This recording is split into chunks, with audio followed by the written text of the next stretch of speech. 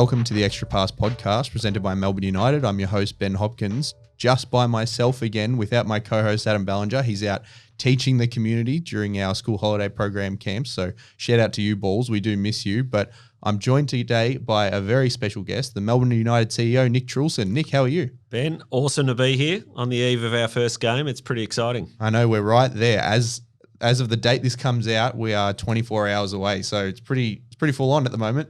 Yeah, it's amazing to think that it's been 6 months of the off-season to think that we're actually on the eve of, one of the biggest NBL opening games in history, we feel, and there's nothing better than it being a sellout. But, we've had a great couple of weeks together as a group, and that started last week with the Blitz. Yeah, so you and I were both up on the Blitz for periods. It was obviously a great result for us, taking home the Loggins Bruton Cup, but I think it was just awesome to see the whole group together, even Joe up there, even though he's not playing, but this whole group working together, sort of meshing. What was that like as someone who's helped put this group together and has been behind the scenes to finally see it all really coming together? Yeah, I think that was the most exciting part of the week itself, was actually having the full group together for the very first time, really, when you look at all the disruptions we had with the World Cup and key players coming in and out. I think to see them all there as a group and the connections that they've already driven, I think that was pretty exciting to watch for both you and I, to see that. But of course, then to play games and make our way through that first game and then move into the second and third games and to end up being undefeated, that was a real bonus. But I think the fact is that it gives us a really good understanding of where we're at with the team. But what I really liked, and hats off to the NBL, they did a terrific job. I thought the Gold Coast was a fantastic destination, and no doubt it's an area that they're pretty focused on as a league. But it had everything that the players needed for all of us as staff going up there. I thought, the RACV club was a fantastic place to stay, and it just gave us the best opportunity to play on court, but off court. It gave us enough time to really start getting those connections going between the team. Yeah, and I feel like when you got those connections going, once we saw it on court, it clicked. Even that first game where we have a hard-fought game against a familiar foe in Justin Schuler and the Bullets, and you have a game where Chris doesn't score a point, but you see Delhi come off the bench and have 28 points in his first game back in a new United uniform. What was that like for you?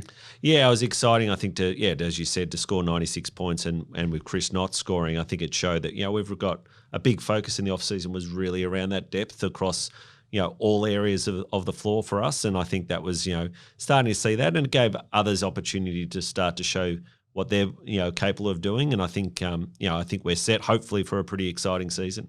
Yeah, absolutely. I want to touch on some of those performances. Obviously, Delhi was probably the highlight.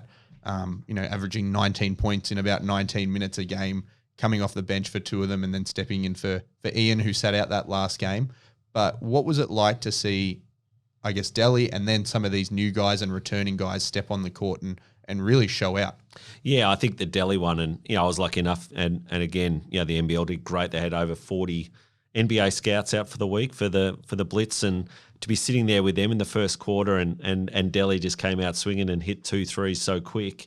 It was quite funny. We were there really to talk about Ariel Huckporty and Luke Travers, but there was a lot of wowness from that particular group of people thinking, Delhi looks in incredible shape, and he's hitting, shooting the ball really well. So to see that, but definitely seeing a lot of the young guys get their opportunities. Flynn Cameron, I thought, when he had his opportunities, really shone through, and I think that was the great thing of looking across and seeing Tanner Krebs get good minutes. But it didn't matter if some of the players weren't, doing what we wanted them to do. Shea Illy, though, just again showed how much we missed him last year, and I think super excited, most excited really to see Shea back out there and with Delhi alongside. I think we're going to be hard to beat. Yeah, Shea was in super form, just pushing the pace. Like you said, it was something that I feel like the team missed, and that's not a controversial thing to say. He's one of the best point guards in the league when he's healthy. What was it like even before that?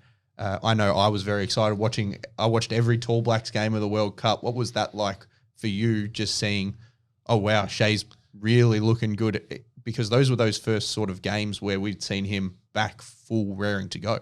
Yeah, and I think it goes back a little bit too. And, Steve McAdam, our high performance manager, just the duty of care that we had for Shea once we finished our season last year, not playing NBL 1, but we were the real focus of making sure we put his health first, and the fact he was able to have that really good group opportunity to really get some fitness under his belt, and then to go away with the Tall Blacks and have that 5 or 6 week camp before the World Cup. But to see what he did, and I think he's averaged 18 and 8, phenomenal numbers on a world stage. And no doubt he's bringing a lot of that confidence back. And, again, that's going to be great for us for this season. And another guy, I think everyone at the club and all the fans are so excited. You mentioned him earlier, Ariel, Big A.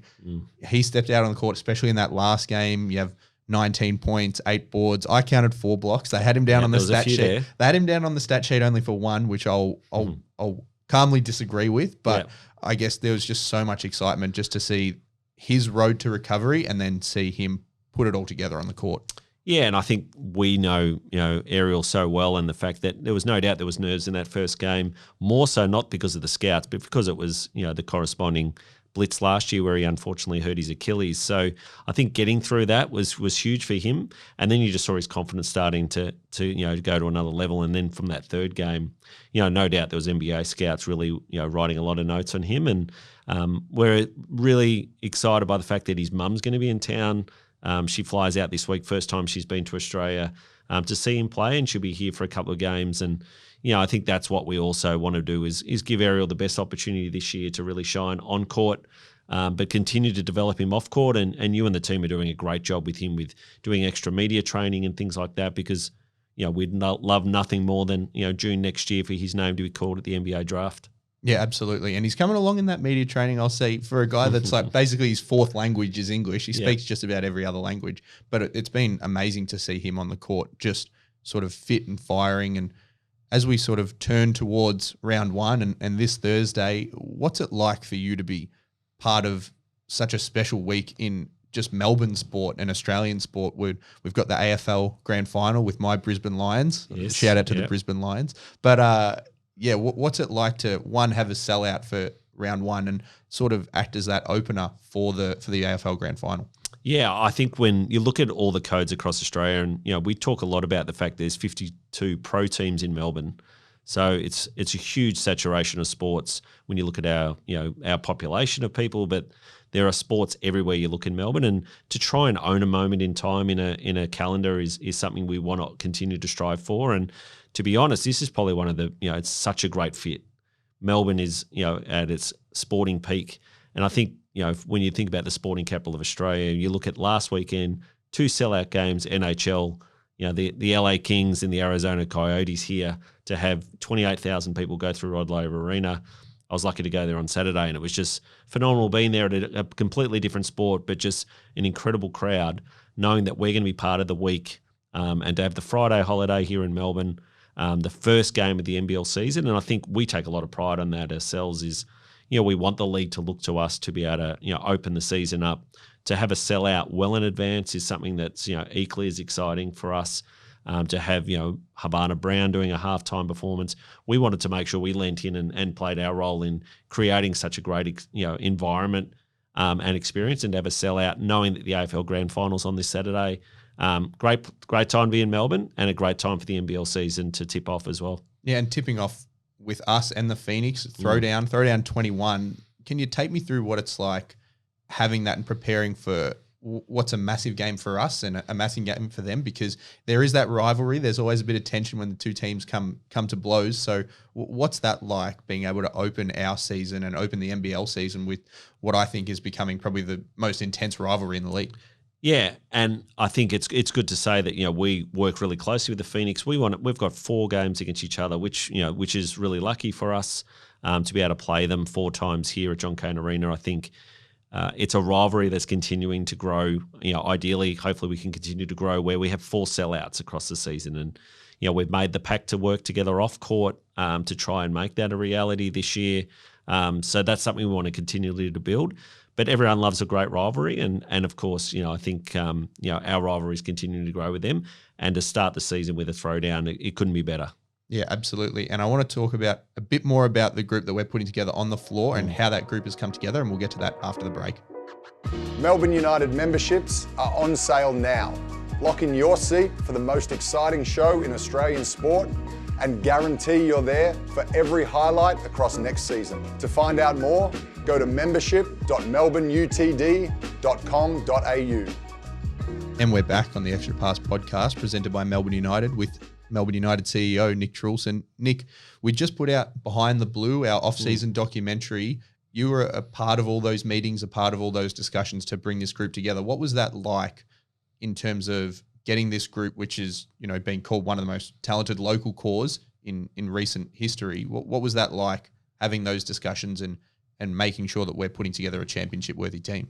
Yeah, I think first off, it was such a great initiative by our digital and marketing team. And, I wanted to also give, Lockie Gay a big shout out for the content and the time and the passion he put into that over such a long period of time. Producer Lockie Gay, shout out. Yeah. Produces all of these podcasts. Yeah, no, we love Lockie. But I think the long form of content is something that, we see globally, and especially in sports, that storytelling opportunity is getting bigger and bigger. And it was a great initiative for us to think about, well, how could we give our fans, the opportunity to look behind the curtain of how a roster is built. And, we've talked a bit about it as well. We had 2 rostered players, 2 DPs going into it. There was a lot of pieces that we had to bring in. And, we weren't sure how it was all going to come together, but we thought at the end of the day, the piece that we were able to do gave everyone a really good insight into what we were trying to do. And really, thankful to the feedback from the media, in general, and the basketball public has been really strong on it. So it was a good opportunity for us. And most importantly, we had our challenges last year and we did a huge review post-season. So it was good for us to reflect on, the process that we went through and how do we want to build our roster. And I think that's, the exciting part of what we've been able to do now. And I look back on the 6 months that we had in the off-season to the roster we had, and I think we all sit here feeling really good about it, and that real focus on that high-end Australian, New Zealand talent, local talent, and just having a little sprinkle of, from an import point of view, and to be able to bring someone in like Ian Clark, an NBA and an NBL champion, it puts us in a really good position. Yeah, obviously Ian was sort of the last piece to fall, but I want to take it back to the start of the off-season when you talk about we only have CG and Shea and then those 2 DPs locked in. What's it like to sort of look at that really blank canvas and say, okay, what do we need and how do we move forward?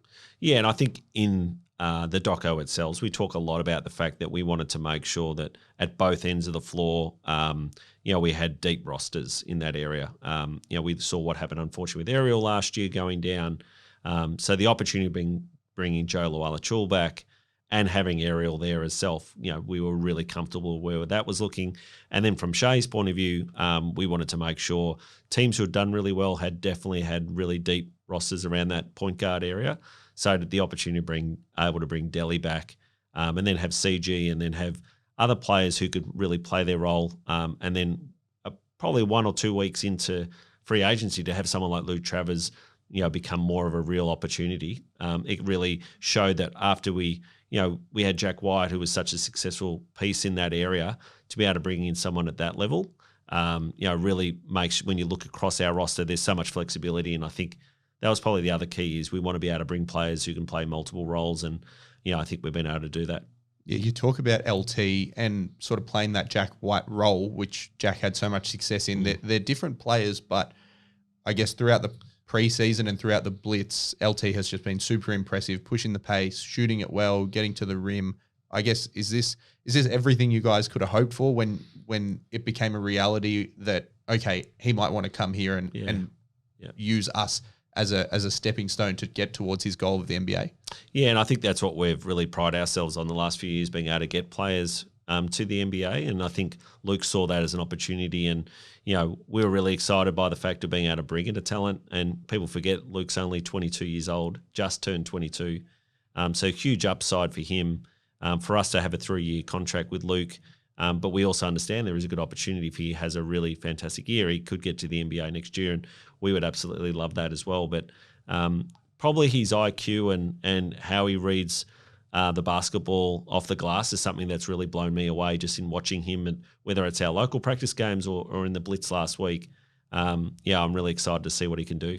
Yeah, absolutely. And as we talk about putting this team together and you being in there for those decisions and those conversations, I want to talk a bit about what a CEO sort of actually does in a high-performance sport environment, because I think it's something that a lot of our fans might see you when we put out videos and see you sort of throughout the season, but not know what a CEO actually does in this role. So can you give us a little bit of insight into that? Yeah, I mean, it's multifaceted, and I think that's the thing I love so much about the role, and especially working here at Melbourne United, where, when you look at big codes like the AFL, who might have 60 to 70 admin staff, we're sort of around that 18 mark plus basketball. So there's a lot of rolling up the sleeves and working together. From a basketball point of view, and for someone who came from a non-basketball background in sporting administration, a big part of my role the last few years has just been listening and learning. And really, my feedback's been more around asking questions and making sure we're bringing in the right character type of players versus the skill set. And I think that's been great to be able to have such a broad skill set in our coaching group. The experience we have is something that's really important. But we also have a lot of staff here who have been a long time as well. So I think there's a really good buy-in across the board, and everyone's feedback is welcomed. So that's been really good from a basketball point of view as we build a roster, and we've sort of got a group like a recruiting committee who work together. And for me, again, that's fantastic for my learning curve over the last few years. And I feel my understanding of that area has definitely gone to a whole new level this season and off season, and look forward to learning more about it. From a business point of view, it's such a huge part of what we do, and I'm excited about our front office staff. They've worked so hard over these 6 months to, we've had lots of changes when we've had to, we've got a brand new group of major sponsors that we've had to bring in. Big thanks to Rold, who are an amazing major sponsor for 5 years for the club. And, we couldn't have done what we've been able to do without them. But to have Engie and Ozito and all these new brands come in has been exciting, and especially for the staff to really see the growth that we're able to do and attract the types of brands that we're bringing into the club. Our community footprint is second to none, and really proud when you think about that. That inclusive is one of our key values, and to see how we're able to really go out into the community and create new schools programs and what we do out there as well. But one thing that I loved, from an outsider looking in before I started, was the corporate hospitality experience that you get at a basketball game in an NBL environment, especially at Melbourne United, is second to none in Australian sport.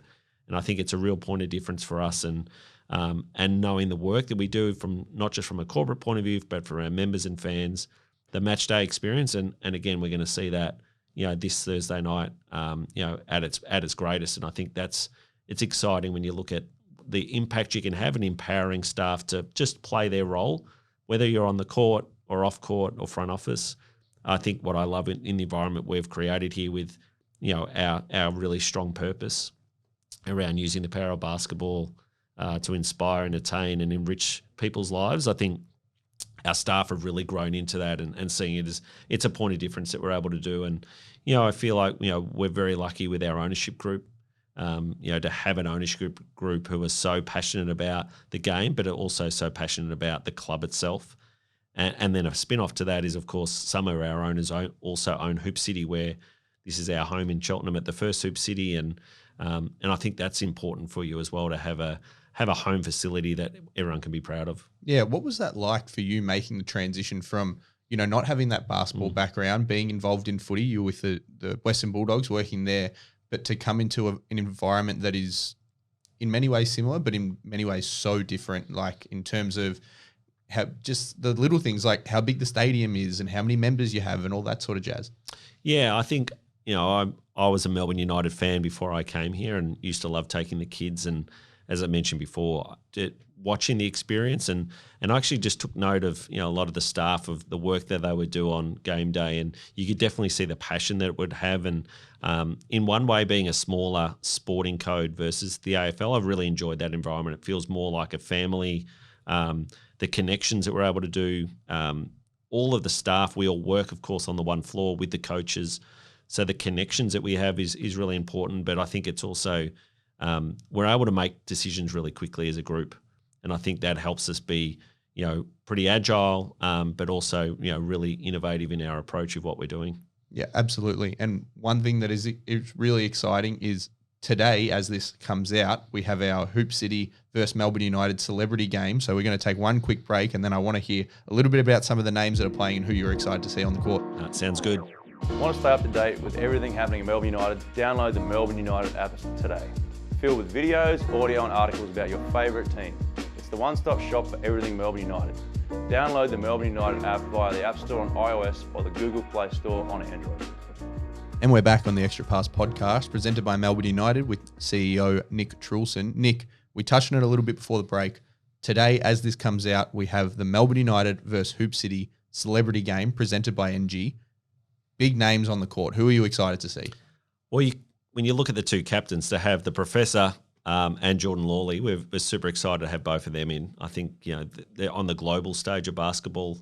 They are so well known, and to see them go head to head is going to be it's going to be exciting. I think, no doubt. I've had a chat to Eddie Betts. He's actually looking forward to going up against backs himself. Yeah, he's got some basketball shoes just for the game itself.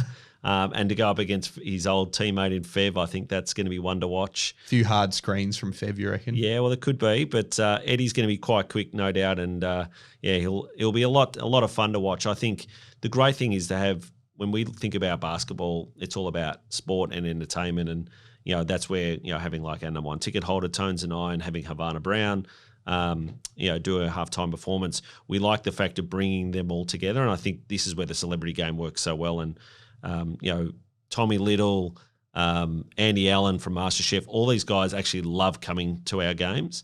But it's also, exciting to see Nerily Meadows, who will be calling the game for ESPN on Thursday night.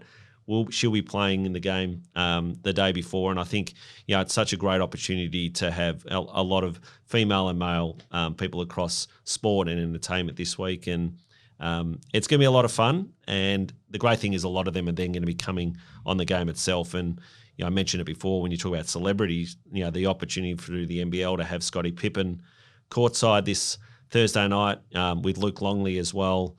There is a huge list of names, of well-known names and global names for people to really look forward to seeing on the TV. And I think the great thing is a lot of the players who are playing the celebrity game will also be courtside on Thursday night as well. Yeah, I think it's so awesome to see so many people just want to get. It's a hot ticket because even the week after, obviously everyone's excited for round one, but the week after that grassroots game, there's less than 1,000 tickets left or something. So I feel like it's just so exciting that we got a really hot ticket and people want to come see our boys. Yeah, and I think that's something that we've really tried to pride ourselves on, that we want to be the hottest ticket in town over summer. So whether you're families or Gen Z, any particular groups, we want to make sure that, and having different themes, we want to make sure there's different opportunities. And, couldn't be more proud of the fact of community being such a key part of what we do. Our multicultural theme game, we're going to have the Pride round as a home game in February as well. So there's, wherever you look, the open air game on the 23rd of December, something that we really pride ourselves on too. So I know Joe's excited for that one. Last episode, I heard that. Because I think, last time he was here, we didn't get to do one, and he's pumped. Yeah, and I think, there's Delhi will be in the same position as well. We want to make sure whether it's our members and fans have that opportunity, and to think that the fact that we've got to sell out that far in advance, as we mentioned earlier, and I think we're going to hopefully have a lot of sellouts this season. And as I said, it's exciting. We've had a long 6 months off. I think the great thing is for our staff, everyone, and our players and coaches, everyone got to have a good break in that 6 month period. But we're all ready to go now, and we can't be more excited for Thursday night, and hopefully we've got a really exciting season ahead. No, you got me excited, Nick. I'm ready to go. I'm ready for Thursday night. I'm ready for the celeb game. I'm ready for it all. But thanks so much for coming on and having a chat. I really appreciate it. Thanks for having me, and keep up the great work, mate. Thank you.